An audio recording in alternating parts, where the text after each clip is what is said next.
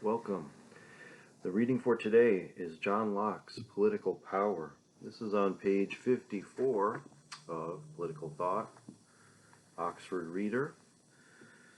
And it'll be a short little video lecture here today because this is hardly 2 paragraphs. So why don't we just read it? I'll just read it out loud and then I'll discuss it briefly.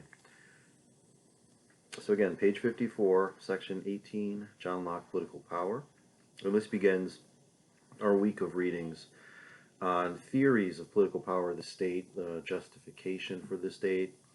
Basic question that'll guide us through these readings is, what legitimates the exercise of political power? In what cases, under what conditions, is the exercise of political power, which is getting people to do things they otherwise might not or would not do. They compel people to act in certain ways. How do you do that in a way that is legitimate or does not involve using simply a brute force or violence, domination? How do we get to something like legitimate government? Consent to the governed, the social contract, a variety of answers are proposed to this question. With John Locke, then, let's just read these 2 paragraphs and have a very short discussion to clarify what he's talking about.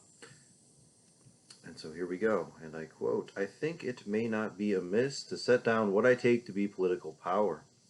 That the power of a magistrate over a subject may be distinguished from that of a father over his children, a master over his servant, a husband over his wife, and a lord over his slave.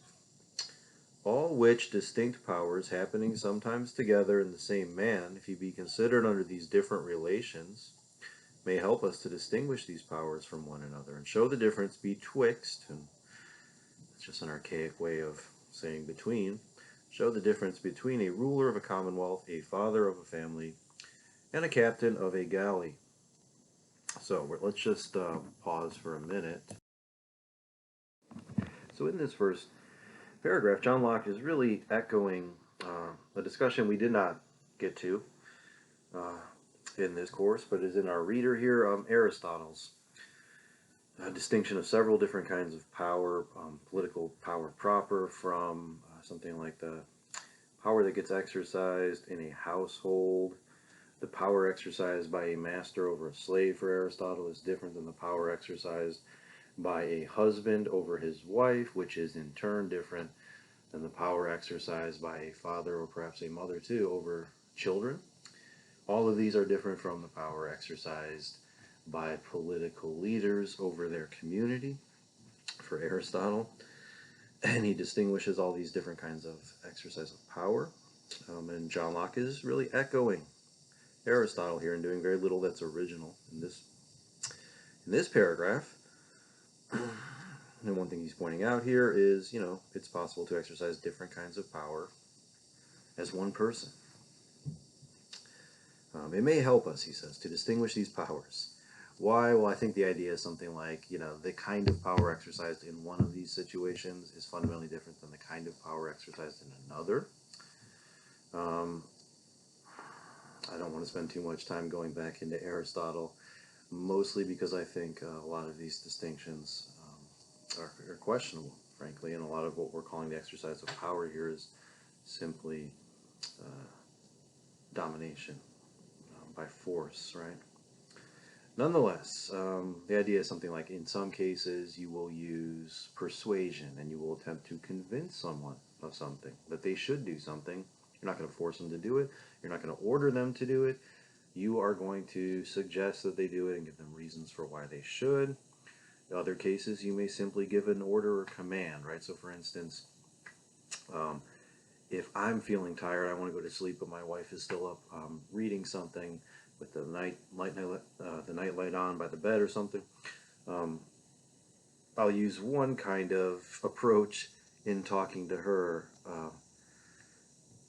about how I'm feeling tired, about how we should go to bed soon, or something like this, or I'll roll over and allow her to have the nightlight on, or something like this, right? That's one sort of situation where there's a course of action, such as going to sleep, and somebody wants to do it, another person doesn't want to do it. Well, how do you navigate that situation? You use persuasion and reason. You attempt to convince somebody by providing reasons. Hey, it's late, we have to be up early tomorrow, etc., right? Whereas in another situation, say a parent with a child, when you tell them it's bedtime, you don't necessarily spend the time trying to convince them that they should go to bed, etc. You might just command them to go to bed, threaten them with punishments if they don't, or something like this, right? The sense being, well, you can't really convince a child with reasons to do something, or at least, they're liable to ask you why for every, ask you to justify every reason you provide with a further reason. And so in those cases, right, something like ordering somebody to do something that's in their own interest, and even using a threat to compel them to do it would be justified or something like this. It's good for you to do this, and even if you don't want to, I'm telling you to do it, and if you don't do it, I will bring down some unpleasant consequences upon you. I'm trying to motivate you to do what is in your own interest, right? Now, um, political power, though. Like, what form does this exercise of power take, and what exactly is it, right? So for Aristotle, political power is a rule in which equals govern each other. How do they do this, right? If you're all equal, why does one person get to make a law or give a command, and why would others have to follow it then if we're all equal? And there's different mechanisms for addressing that, such as rotation through offices, right? Term limits for any office. We all have our turn being in charge, and then we have our turn not being in charge. Okay, so let's just get to the second paragraph here, and we'll wrap this up. Political power, John Locke writes, I take to be a right of making laws with penalties of death, and consequently all less penalties, right? Everything less than death, fines and whatnot, for the regulating and preserving of property, and of employing the force of the community in the execution of such laws and in the defense of the commonwealth from foreign injury, and all this only for the public good. So for him, for Locke that is, political power is the right to make laws which have the force of law. That is, if you do not obey these laws, you may be visited with legitimate violence, right? People may come, they may imprison you, they may put you in a cell, they could kill you, for instance. These are things that normally would, of course, be crimes, but in this particular situation here of holding lawbreakers accountable, we call it the exercise of political power.